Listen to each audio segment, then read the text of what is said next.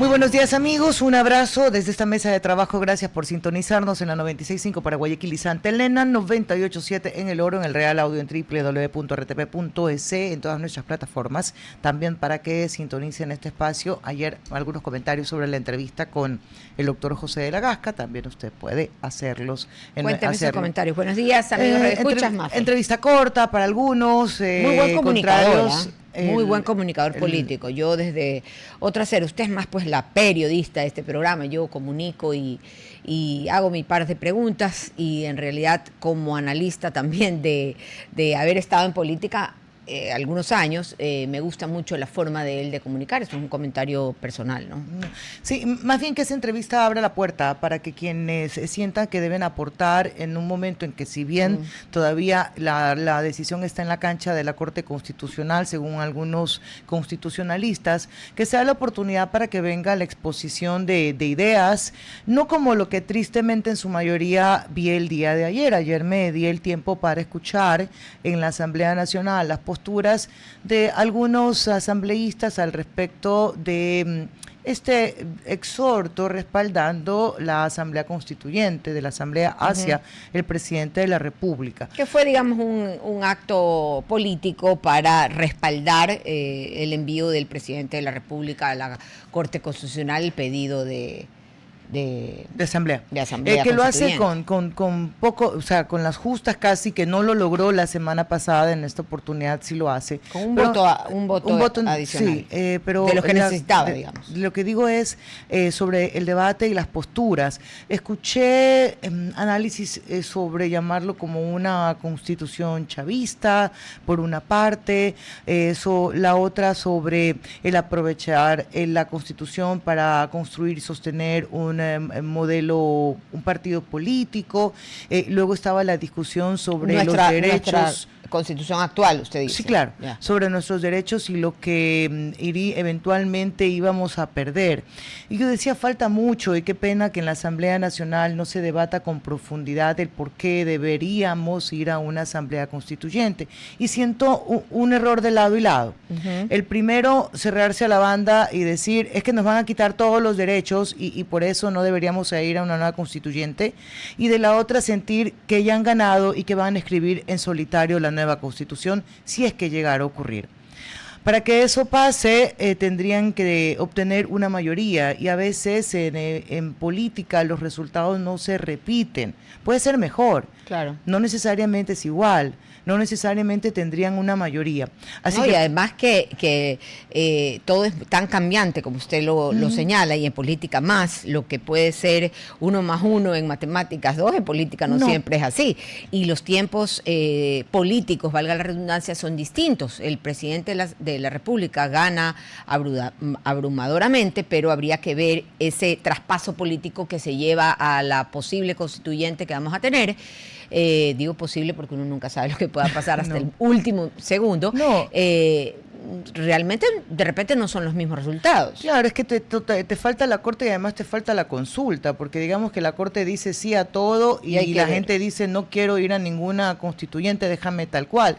Pero a lo que iba, Dome, es que si ya nos vamos a poner en estas, es momento de ser reflexivos y el diálogo debe primar. Hay algunas cosas que se deben cambiar, creo que todos coinciden en eso, pero yo no vi argumentación. Insisto, es cerrarse a la banda a que nos van a quitar todo y por eso no hay que moverse, y la otra, no se preocupen que vamos a escribir la Constitución de acuerdo a la valentía del presidente. Oigan, hay mucho todavía por recorrer como para decir eso. No, y que además, se debe correr el riesgo, porque aquí no se trata de solo lánzate cuando sepas que vas a ganar. Quien defiende un principio lo defiende hasta las últimas instancias, y así debe ser, aunque eso tenga un costo político. Ahora, además que también es la iniciativa del presidente, pero serán otros asambleístas que no serán de ADN, que estarán en la Asamblea Constituyente, que también van a ser parte de la redacción. Eso lo vimos ayer con el doctor de la Gasca, que hizo su exposición sobre el tema, el por qué era necesaria una nueva constitución, y que había la parte democrática, que él la consideraba la más importante, y ahora hago mención de ella,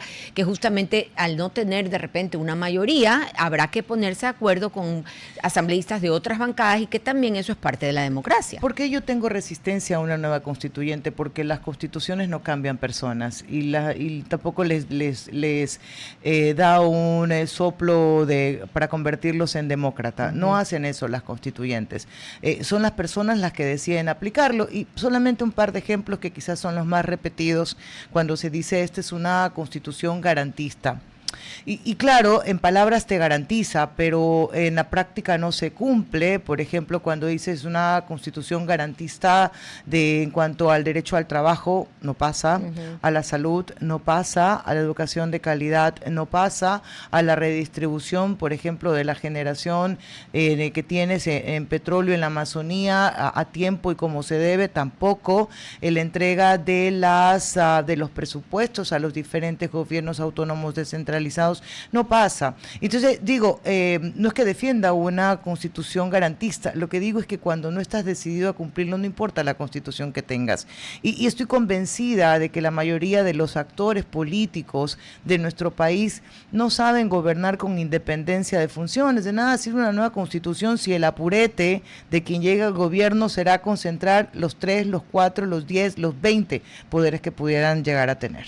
Ahora, mi esperanza con la nueva constitución sí es que los problemas que son tan emergentes y distintos a lo que vivía el país en el momento en que se hizo la Constitución de Montecristi, yo creo que sí podría dar una solución mayor a los problemas que se están viviendo, ¿no? Entonces, por ese lado yo sí estoy a favor de esta Constitución. Y un poco para ponerlos en contexto de lo que estamos pasando en estos momentos en el país, porque no todas las personas que nos sintonizan están en el día a día del quehacer jurídico y el quehacer político del Ecuador. Hay dos momentos de control constitucional y justamente ya el presidente, al enviar su consulta sobre la posible asamblea constituyente que se dé en el país, ya se pasó la primera vía, que es justamente la constitucionalidad de la pregunta, y el estatuto presentado, que sería la siguiente. La primera es la admisión de vía, de que la consulta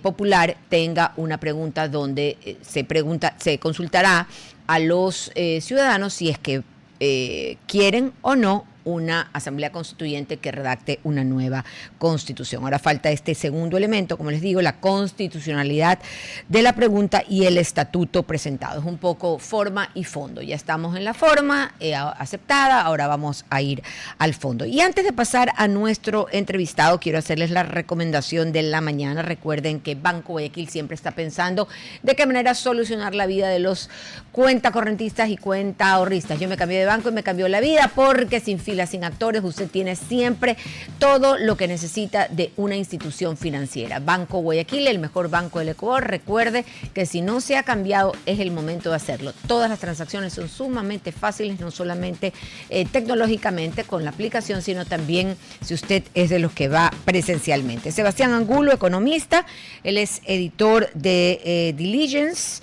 y vamos a hablar con él sobre el nuevo paro nacional, el contexto. ¿Cómo está, economista? Buenos días. El contexto, los efectos. ¿Qué considera usted? El gobierno ha minimizado mucho lo que ha acontecido en el paro, ha tenido ciertos focos en ciertos lugares, cantones, carreteras del país, algunas cerradas, bloqueadas, las vías, pero que realmente el impacto que querían tener con el paro no ha sido el efecto deseado. ¿Cuál es su lectura? Buenos días, Doménica, muchas gracias por la invitación. Nada más aclarar, bueno, yo no soy economista, soy periodista especializado en economía, llevo 15 años cubriendo pues la economía de cada país. Discúlpeme. No hay problema, nada más. Licenciados, entonces. Sí, perfecto. Ya, la culpable es Denise, que me ha puesto que usted es economista, y como el tema iba por ahí, yo dije, ahí estamos. Sí, entiendo, nada más para no ponerme un título que no tengo. Sí, justamente, pues al menos por ahora o hasta ayer, en la noche, la percepción de los inversionistas era que el paro está justamente controlado y muy focalizado, y esto se vio reflejado en el riesgo país. El riesgo país antes del paro, y ya con el anuncio del paro, había subido a 820 puntos básicos, y ayer, luego de ver cómo estaba la situación a escala nacional y al ver que está únicamente focalizado en Imbabura y Pichincha, el riesgo país cayó a 750 puntos, y esto pues reflejaba un poco la confianza de los inversionistas en que la situación puede estar hasta ahora al menos, o hasta ayer en la noche, controlada.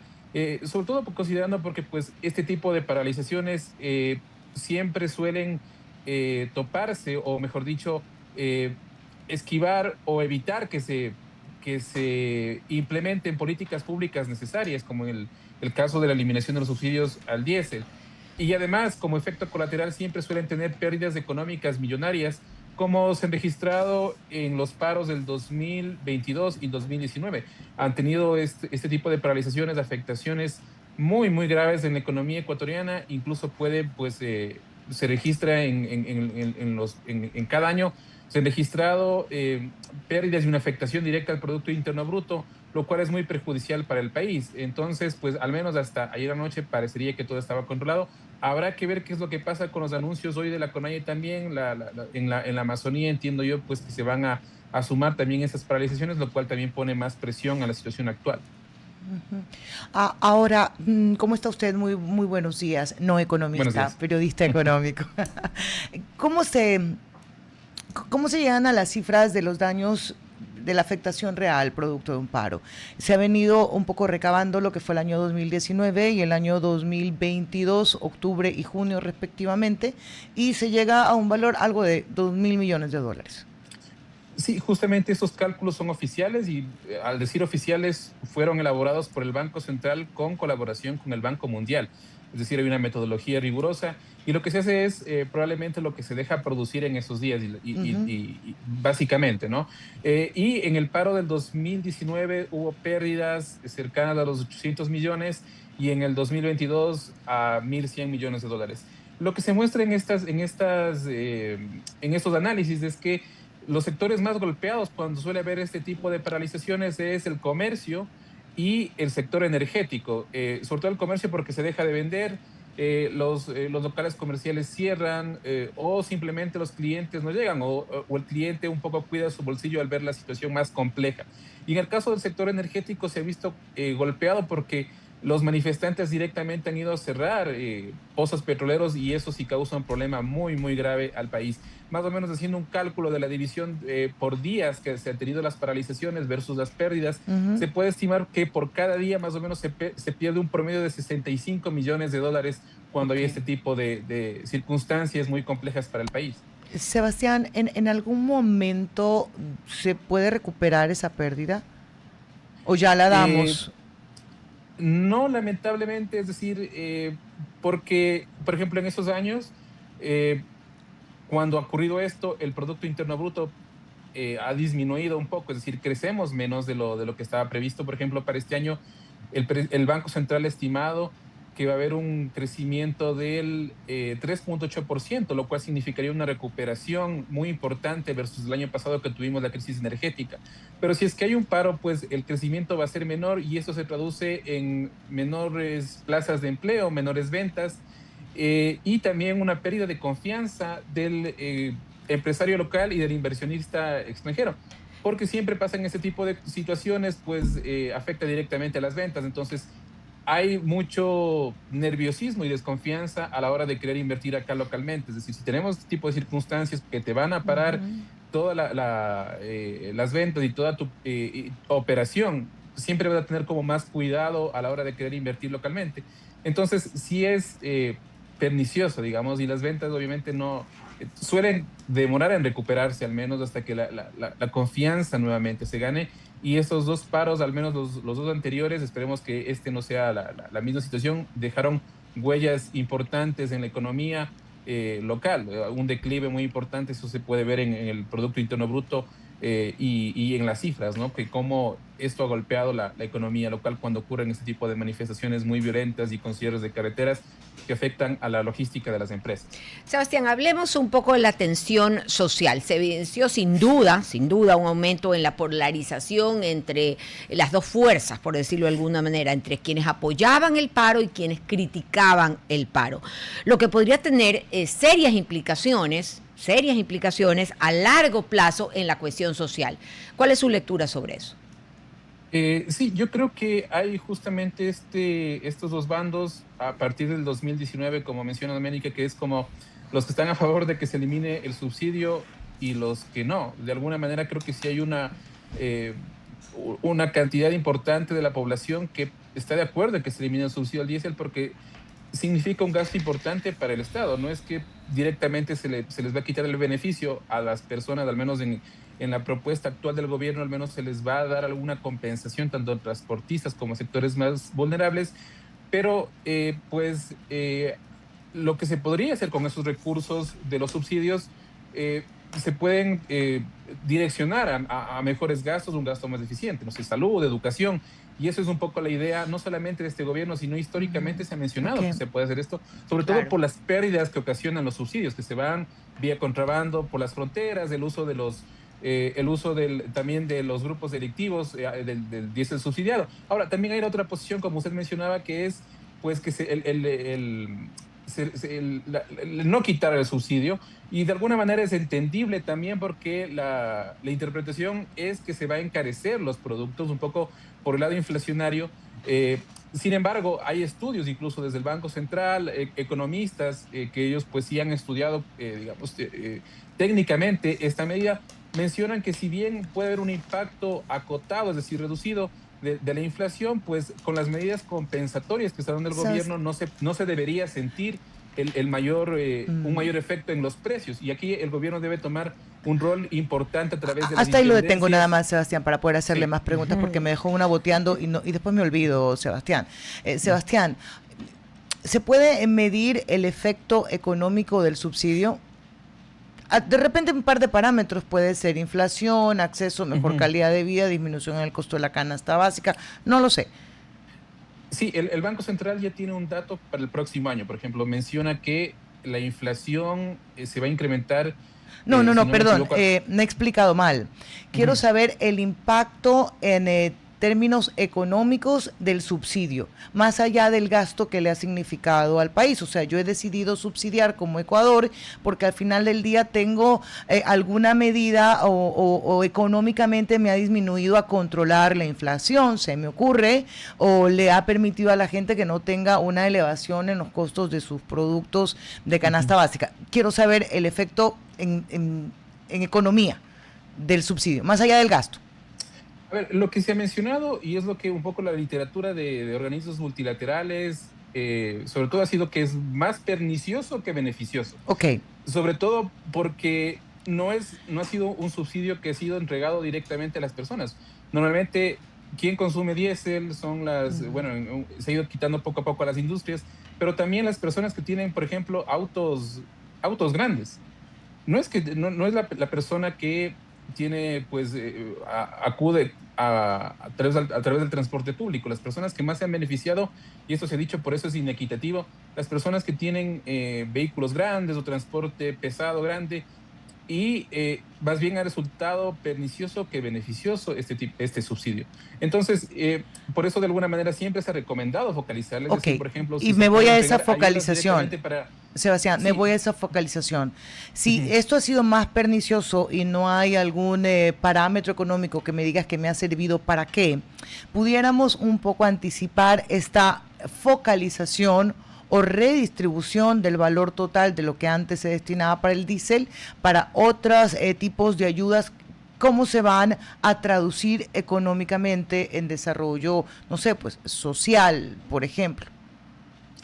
El gobierno ha estado incrementando bastante la base del bono de desarrollo humano, que creo que es una de las políticas más directas y beneficiosas que ha tenido el país en los últimos años, que termina siendo un subsidio también, ¿no? El bono de desarrollo humano también es catalogado como subsidio, que es darle directamente un monte de dinero a las personas que tienen bajos recursos. Yo creo que esa es la manera más eficiente porque de alguna forma identificas a las personas que no tienes dinero y les das el recurso directamente. Entonces, se ampliando la base, también un poco a los transportistas, dándoles ciertos incentivos para que no puedan subir el precio del transporte público, porque por ahí es donde más la gente podría sentir, digamos, la afectación de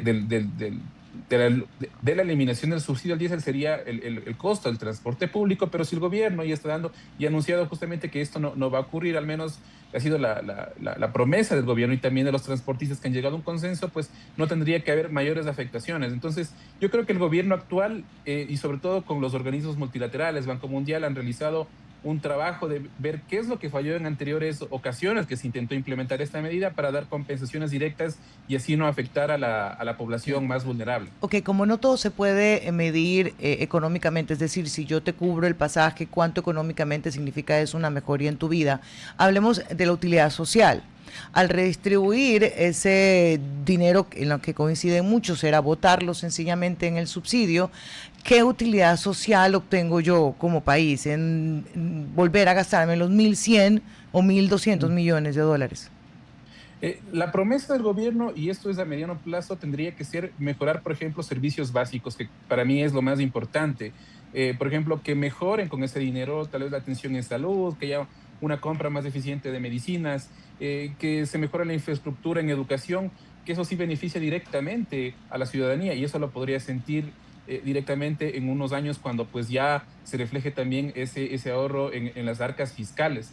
Entonces, yo creo que por ahí el ciudadano de a pie puede sentir directamente ese beneficio de haber retirado el subsidio, es decir, que tenga mejores servicios básicos que creo que ahora han sido deficientes. El gobierno ha hablado de una crisis en el sector de salud y quizás con esos recursos se puedan ir mejorando también, a la par obviamente que se deben tomar otras medidas para pues, ser más eficiente el sistema de compras públicas y que haya mejor atención en servicios como salud, además registro civil y otro tipo de entidades. Es decir, debería traducirse en mejores servicios públicos para el ciudadano.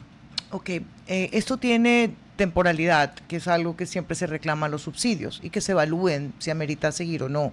Debería mantenerse el subsidio al transporte o la compensación, si quiere decirlo, porque ya un poco dentro del cronograma y el panorama de este gobierno es que sea de 4, 8 y 12, dependiendo del tipo de transporte. O sea, pongámosle tope un año.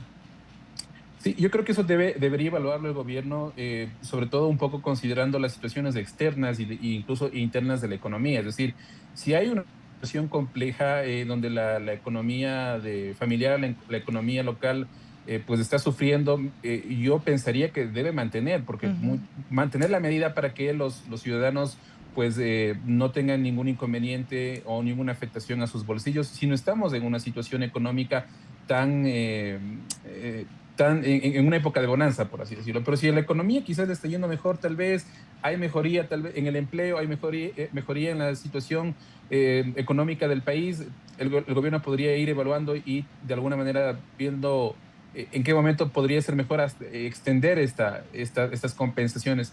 Pero yo pienso que eso está en la pelota en la cancha del gobierno, ¿no? Decidir hasta cuándo, pero yo pensaría que sí debería evaluarlo al menos dependiendo de la situación económica local e incluso externa también, ¿no? Ver cómo están los precios internacionales del petróleo, aunque también hay que considerar que el actual sistema de precios del diésel hace que no se dispare en exceso, no solamente puede subir 5% cada mes, mes a mes, el diésel a partir de diciembre. Entonces no tendría por qué subir exageradamente el costo de este combustible. Sebastián, agradecerle por haber estado con nosotros. Un buen día, Sebastián Angulo, periodista Muchísimas económico. Gracias, un gusto. Gracias a usted por acompañarnos. Son las 11:27 y 39. Ya mismo. Sí, me ganó la hora. Nos vamos a la pausa comercial. No sin antes recordar. No, espérese, no nos vayamos tan temprano. Ya, pero déjeme recordar. Recuerde. Y yo recuerdo. Recordarles que Banco Guayaquil, el mejor banco del Ecuador, está ahora aliado con mi comisariato y por cada $8 de compra con cualquier tarjeta Banco Guayaquil usted recibe el doble de stickers para llenar la cartilla y hacerse acreedor a los contenedores que son estos reposteros plásticos con tapas y usted puede guardar ahí de todo eso. Gracias a Banco Guayaquil, el mejor banco del Ecuador. Recuerden que sin filas, sin actores, ustedes siempre tienen la mejor atención, ya sea en la aplicación o directamente de manera presencial, como lo hago yo muchas veces. Mafer. Ya, ok, sí, yo tengo, son buenazos los reposteros. Mi queja formal al supermercado es que ya se acabaron los de 550 ml. Ya, pues eso es hasta agotar stock. ¿Qué reclamas, María Fernanda? Sí, pues ya fui a 3, ya no hay. No, o sea, son caídos digo, vaya, compre, porque esos son con la promoción, obviamente, van a estar a mejor precio. Pero vaya usted y encuéntrelos de repente en otros locales comerciales. Oiga, a ver, un poco actualizamos la información sobre las paralizaciones. Okay. El día de ayer con tristeza, lo digo realmente, ver Acá las escenas tengo que también. no son reclamos del sector indígena, que no representan para mí a muchos líderes indígenas. A otros sí les encanta ver arder Troya, o sea, que todo se queme. Lo de ayer era como volver al 2019 y al 2022, y decía, no nos merecemos llegar a que se cautice un lugar, en este caso Otavalo, a que incendies una RT policial, que tengas Pongas en vehículos peligro, Mafer, quemados. la vida de la gente. Sí, y no te mereces Y perdón, sí, dele. ¿sabe qué? No solamente es la vida de la gente, que es pues el bien más preciado, la salud mental. ¿Dónde deja usted la salud mental? Algo que siempre estamos hablando aquí y que tienen los nervios de punta a la ciudadanía, ahora en este caso en Otavalo, donde fueron todos esos incidentes.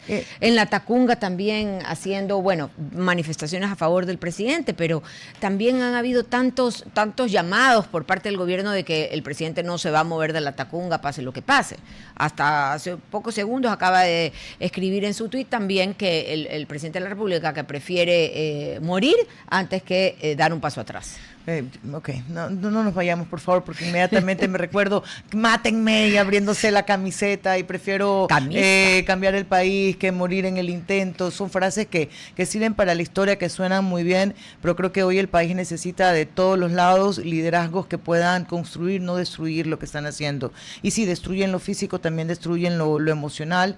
Ya en Mercados de Quito se está denunciando que no han llegado a la cantidad de provisiones que suelen llegar a Guayaquil. No, la intendente ha dicho están tratando de controlar los precios, pero eso se les va a salir de las manos. Claro, porque esto es oferta, demanda y también aprovechadores, ¿no? Pero ok, entonces decía Dome que me daba una tristeza profunda, porque entiendo, yo voy a respetar el reclamo, la marcha, la manifestación, lo que tú quieras. Lo que no puedo respetar es que alguien dañe el espacio de otro. Y aunque a mí también algunos dicen, ¿cómo más se hace protesta? ¿Cómo más se hace paralización? ¿Cómo hacemos que nos escuchen? Pues eso no tiene que llevarte a hacer daño, a dañar el bien público. Yo apelo también a que la policía, en la formación que tiene, sepa reaccionar, porque el país no necesita ni muertos ni heridos, el país no necesita desaparecidos tampoco. No necesitamos eso. El país tiene demasiado dolor de los recuerdos de estas manifestaciones, pero también del día a día que ya nos tiene agobiado. Sí, si bien el gobierno ha minimizado, ¿no?, todas las protestas que han habido dispersas para ellos, y bueno, dispersas porque han sido y también muy puntuales desde el día de ayer, también quería justamente tocar el tema de la policía, porque yo vi inclusive algunas imágenes retirando a ciertos manifestantes, y lo hicieron de manera pacífica, lo hicieron de manera ordenada, correcta, sin excesos, sin abusos de ningún tipo, y eso yo creo que, por más de que debería ser la norma, igual hay que destacarlo. Hay varias escenas de esta película, y algunas van en la línea de lo que usted dice, como en la línea de protestas libres y respetuosas, y está el otro lado, del vandalismo y del abuso. Total. Y eso lastimosamente parece que es un cuento de nunca acabar, ¿no? Que es algo que se acostumbra en nuestro país. Cada vez que hay protestas, los manifestantes salen y dicen que va a ser de lo más pacífico, que solamente es el uso de la democracia, de sus derechos, salir a las calles a demandar alguna queja que tengan contra el gobierno de turno. Pero en la práctica siempre suceden estos desmanes que, como lo hemos analizado, Mafer, aquí en escasos minutos, termina poniendo en riesgo lo más preciado, que es la vida de los ciudadanos. Nos vamos a la pausa comercial 11:32 y regresamos con la siguiente entrevista. RTP 96.5, a la conquista del mundo digital. Presenta sus nuevas instalaciones y tecnología de vanguardia. Renovamos nuestro compromiso de seguir brindando contenido útil y de la más alta calidad. Programas de opinión con referentes de la comunicación. Noticias para contar todo lo que está pasando en todo momento. Una variedad de segmentos con lo que necesitas saber. Y asociaciones internacionales estratégicas.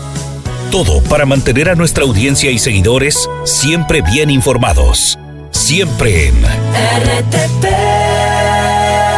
Buena compañía. Ok, ya estamos de regreso para seguir compartiendo con ustedes. En breve estaremos en una entrevista con Alan Sierra, exdirector de la UAFE, para hablar sobre la necesidad de fortalecer esta unidad, de cómo se ha venido trabajando con el gobierno nacional, sobre todo por dos detenciones importantes y por un proceso penal que se sigue contra la familia de alias Fito, en la que pues, se da cuenta de la cantidad de millones que se podían mover a través del sistema bancario, pero también otras interrogantes sobre las compras de propiedades que se hacen en efectivo, que son pues valores significativos, qué pasa con las ventas de auto, qué ocurre con las declaraciones patrimoniales de servidores públicos y en el sistema judicial, qué necesita más la unidad de análisis financiero, cómo está trabajando de forma cooperada con los Estados Unidos y entiendo también que la Comunidad Europea, pero ya luego estaremos conversando con él y toda la experiencia que tiene. Yo decía que apelaba al diálogo y voy a insistir en lo que hoy pasa en el país porque la memoria está muy fresquita de lo que ocurrió hace pocos años nada más, sino que con todo lo que ocurre en el país parece que fuera hace mucho tiempo. Y me decían, ¿por qué el presidente tiene que ir a dialogar si son ellos los que están causando daños y destrozos? Y yo tengo ahí algunos principios de vida que no tiene que ser de nadie más. Pero creo que cuando se lidera un país, lo último que se quiere llegar son a estas confrontaciones y que alguien debe demostrar mayor madurez, sin que eso signifique necesariamente claudicar. Hay que decir también con sinceridad, y eso le corresponde al gobierno, que esta no fue una oferta de campaña, que la oferta de campaña fue todo lo contrario, que por las razones que hayan sido, el gobierno nacional se ve obligado a tomar estas medidas y que hay compensaciones de por medio. Pero esto nunca estuvo en el plan. Él me decía, si quieren decidir lo que ocurre en el país, ganen las elecciones, sí, sin lugar a dudas. Ya de repente ya escuchamos 3000 veces esas frases. Pero si hacemos así en estricto honor a la palabra, esto no era parte del plan, era todo lo contrario. Y si hay que sentarse a un diálogo, no un diálogo con sometimiento, porque ahí viene para mí el otro problema. Los líderes indígenas pasaron de tener el reclamo puntual de una sola decisión del gobierno, que era la eliminación del diésel, a tener ahora un pliego de peticiones cerca de 6 puntos. Entonces esto se está trastocando y ojo que no estoy hablando de infiltrados, de vándalos, de Tren de Aragua, de 50 detenidos de agresión, no estoy hablando solamente de hechos que los conocemos todos. Y así pasó con el expresidente Guillermo Lasso. El único tema que estaba en teoría en agenda era la eliminación del diésel y su focalización, en la que se ha avanzado bastante y que bien podría revisarse en los alcances que tuvieron esas mesas de diálogo. Pero no estaban los otros puntos. Vean otras formas de protestar, no es ahora, se agarraron de eso para introducir otros temas que no corresponden en este momento. Pero insisto, el diálogo es la vía, así como están conversando con los transportistas, en los que están teniendo una compensación, insisto, que se ha incrementado porque no estaba, o por lo menos eso no se dijo desde el principio. Que se demuestre liderazgo, yo insisto, la conversación no es claudicar, conversar con quienes me dirán, con quienes tuvieron su acercamiento cuando fueron las elecciones y quienes sí decidieron apoyar al gobierno del sector indígena y de varios sectores sociales. Con ellos, con los que ya se reunieron en campaña y que bien pudieran repetir esas reuniones ahora que son gobierno. Ok, voy a darle la bienvenida a Alan Sierra, exdirector de la UAFE. ¿Cómo está usted? No está manejando, ¿cierto? No, para ya, nada. Perfecto, que parecía de fondo que estuviera en un carro. Yo dije, ¿qué es esto? No vamos a incumplir la ley. Efectivamente, por temas laborales, sí. he tenido que, estoy parqueado. Ok. Perfecto. Check. Podemos empezar la entrevista. A ver, la UAFE, amada y criticada, luego y con un intento de repotenciarla. ¿Cómo está la UAFE hoy? Desde lo que usted puede conocer, por su experiencia, por haber formado parte de ella. Sí, yo creo que es importante reconocer la labor que ha tenido la UAFE desde el año pasado, cómo ha ido evolucionando.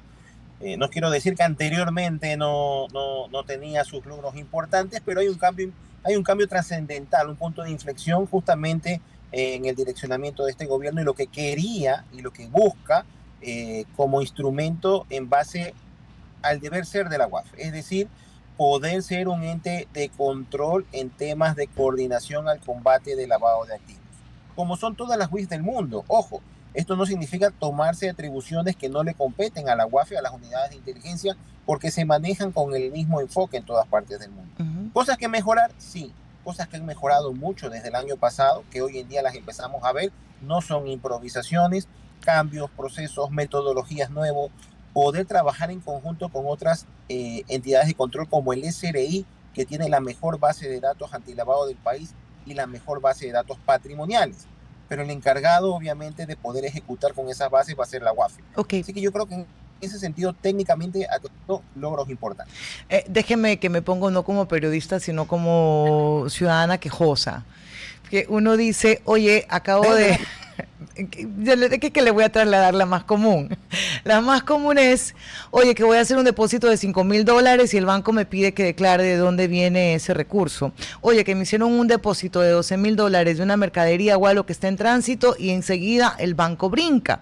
Entonces tú luego te encuentras con detenidos que han movido $43 millones en la banca y uno dice, ¿y por qué ahí no brinca? Bien, algo importante, la percepción, y es válido lo que mencionas ahorita, sin embargo, en el deber ser de los bancos, así como a la persona que deposita $5,000 o $7,000 y que tiene un justificativo de mercadería, a la persona que deposita 1, 2, 3 millones también se le hace, debería ser, solo que no nos enteramos, no nos conocemos, pero el banco también debe hacer un proceso de verificar, bueno, justifican. Ahora, viene una segunda fase que es tras bastidores, que no nos enteramos, porque de eso se tratan los procesos de inteligencia de investigación, empezando por el propio banco. Es decir, que puede analizar esos 7,000, a lo mejor no es riesgo, a lo mejor son 48 depósitos de 7,000, ya va cambiando, claro. Pero el de 1 millón también le hace una verificación que está dentro de la ley. Y lo que hace el banco, así como la constructora, la inmobiliaria, el patio de vehículos, cada quien en su actividad, le remite la información a la UAFE. Primero, le remite información de la operación solo. Y segundo, del análisis de la operación si significa sospecha. Luego, la UAFE verifica esos reportes de operaciones sospechosas y hace una no se me vaya, revisión mucho más amplia. Y eso tampoco sale a la luz pública porque son trabajos de inteligencia reservados. Termina luego esto en fiscalía y cuando nosotros nos enteramos después de algunos meses, algunos casos que resulta y salen aprehensiones, allanamientos, han transcurrido algunos 7, 8 meses o quizás un año, no es lo ideal, pero puede ocurrir. Y lo primero que es la percepción de la sociedad es, ¿y dónde está la UAFE que no se dio cuenta? Claro. Sin conocer que la UAFE fue parte del proceso. No significa que no puedan haber errores, no significa que hayan cosas que mejorar, no significa que pueden haber falsos positivos que a veces provienen del mismo cliente. Alan, dos preguntas en una, si es posible. Primero, ¿quién verifica que la banca cumpla con la exigencia de, dime de dónde tienes ese dinero, el soporte, y en qué momento, o quién es el que da la primera alerta a la UAFE? Buena pregunta. El primer controlador, ente de control hacia los... tiene una unidad antilavado que coordina, verifica y constata que efectivamente los departamentos antilavado de todos los bancos cumplan con las disposiciones que están en la norma y en la ley. Entonces, en ese sentido, el primero es la superintendencia de bancos. Ok, pero, pasito a pasito, deje el segundo para luego, no nos olvidemos. Entonces, ¿pero qué le pide al banco? Para decir, oye, si es verdad, tú estás cumpliendo con el procedimiento de pedir verificación de dónde vienen estos recursos. ¿Qué le pide la superintendencia? Le pide específicamente toda su hoja de ruta y la verifica en la práctica cómo está funcionando. Ok, por eso son las que hacen los delegados, los funcionarios de la superintendencia de bancos. Ahora sí vamos a la segunda parte a la que usted se iba a referir, la pregunta también que le hice. La segunda parte, ya el paraguas global, es obviamente la UAFE, que es la cúspide de todo este sistema antilavado, porque el sistema antilavado no es solo la UAFE, está la UAFE, sus unidades complementarias, que estoy hablando, superintendencia de bancos, pero también es superintendencia de compañías para las compañías, el CEPS también, el propio SRI que tiene una unidad antilavado. O sea, estamos hablando de una estructura fuerte que más o menos yo creo que hay que tomar en cuenta, hay un punto de inflexión desde el año pasado y empiezan a trabajar en conjunto. Okay. Algo que no es que era cero, en los años anteriores, pero era muy débil. Ahora ya hay un trabajo más coordinado en toda esta estructura de las unidades complementarias. Ya. Y el sistema de lavado también son los sujetos obligados, el propio banco que tiene que reportar, la propia constructora que tiene que reportar, el propio banco patio de vehículos que tiene que reportar. Y qué no decir ahora que el SRI se ha integrado, mapea el país y dice, oye, hay algunas personas naturales y jurídicas que siendo sujetos obligados no han estado reportando ante la UAFE y los ha empezado a notificar. Y eso es positivo. Ha sido chocante, obviamente, ha trastocado la percepción en cuanto al empresario de creer que no lo iban a detectar. Claro. Ajá. Y entonces viene nuevamente el tema de es una carga, es más trabajo, y viene a veces el error de me voy al país vecino porque allá no molesta, como tú dices un poco, hablando coloquialmente, y nada más alejado de la verdad. Porque los países vecinos nos llevan ya ventaja en todos estos procesos. Ok, Alan, no encuentro el término adecuado, pero esa eliminación del catálogo de paraíso fiscal a Panamá se lo comunicó como una oportunidad importante para que Ecuador luchara contra el lavado de activos. ¿A la final sí sirve para esto? Contribuye. Recordemos que ya con Panamá había un cruce de información, los famosos CRS, que es el estándar común de reporte de la OCDE, desde el año 21. Ecuador viene recibiendo información, la autoridad tributaria, de la autoridad tributaria de Panamá en referencia a las cuentas bancarias que tienen los ecuatorianos en Panamá. Una información valiosísima. Que el año 21, en septiembre del 21, que empezó este flujo de información, no fue tan perfecto, tan completo, que es lo que se dice, ok, pero pasan 2, 3, 4 años y ya empieza a ser mucho mejor y de mejor calidad la información. Entonces ya ahí tenemos una primera base fundamental que el SRI en el Ecuador lo puede aprovechar, no solo de Panamá, puede aprovecharlo de Chile, de España, de Suiza, son 140 países. Lo que estoy diciendo es información pública que incluso está en la página web del Servicio de Rentas Internas. Entonces ahora tenemos esta situación de que se sale Panamá del estado de paraísos fiscales, y es porque la información va a fluir con mucha más facilidad ante lo que se necesite para el control del dinero legal que circula entre Ecuador y Panamá. Claro, también hay algo que uno cuando piensa en lavado solamente piensa en actividades que son ilícitas y no en actividades que son legales, pero que evaden también el pago de impuestos. Ya le voy a contar una historia que me pasó. Pero antes, yo escuché en algún momento que se decía que los bancos habían recibido 30 mil millones de dólares. ¿Puede ser que la banca había recibido y que había servido para lavar el dinero? Hay algunos comunicados, pero como el que mencioné, pero realmente no hay un respaldo de fondo o alguna aclaración al respecto. Pudiera ser una cifra que debería primero ser verificable, y segundo, si no son 30 mil millones, lo que hay que tener claro es que sí existe dinero de flujos ilícitos, que es el término técnico, que termina ingresando a la banca. Es por eso que los procesos de control de la banca se han ido mejorando y tienen que seguir mejorando, porque es quien más recibe todo este front en cuanto a que se los quiere utilizar para lavar dinero. Y ahí hay un punto clave, no quiero ser muy técnico, el algoritmo que usa la matriz de riesgo de cada banco. Ese de ahí es punto clave y esencial, seguirlo mejorando para detectar estos flujos ilícitos. Alan, sin señalar a ninguna empresa en particular, pero acá en Guayaquil, recuerdo, puede ser año 2000, ya en ese proceso de dolarización comenzaron a reproducirse cierto tipo de negocios, con giro de negocio específico, que tú decías, oye, pues todo el mundo va a comprar ese producto, y luego ahora te sigues encontrando con spa, ópticas, en el centro de Guayaquil es una locura. ¿Se utilizan empresas así de pequeñas aparentemente también para lavar dinero? ¿O ya yo estoy con el delirio de persecución, Alan? Todo tipo de actividad económica puede ser utilizada potencialmente para lavar dinero. Okay. Existen actividades económicas en la ley antilavado que se las considera prioritarias en cuanto a reportar, verificar, controlar, pero hay que romper un paradigma. Cualquier actividad económica sirve y puede ser mal utilizada para lavar dinero. Esa es una realidad. ¿Cómo trabaja? ¿La UAFE tiene algo que ver con la evasión tributaria o eso solamente es el Servicio de Rentas Internas? Totalmente, a ver, y esto es internacional. Ajá. La UAFE, el lavado de dinero es el dinero que viene de un delito previo. Ok. Y ese delito precedente puede ser narcotráfico, puede ser corrupción o puede ser evasión tributaria. ¿Le cuento lo que me pasó? Por favor. Ok, un lunes, me voy a demorar un poquito, pero voy a agilizar la historia. Un lunes me llega un correo que casi me desmayo yo ahí mismo, como si yo hubiera hecho una compra con una tarjeta de crédito a China. Entonces yo dije, espérate, yo no he comprado nada a China. Yo dije, me clonaron mi tarjeta, me están haciendo no sé qué, ya, con toda esa información. Entonces comencé a averiguar, revisé mi tarjeta, yo la tenía, llamé al banco, ya la iba a ¿cómo se llama? Para bloquearla.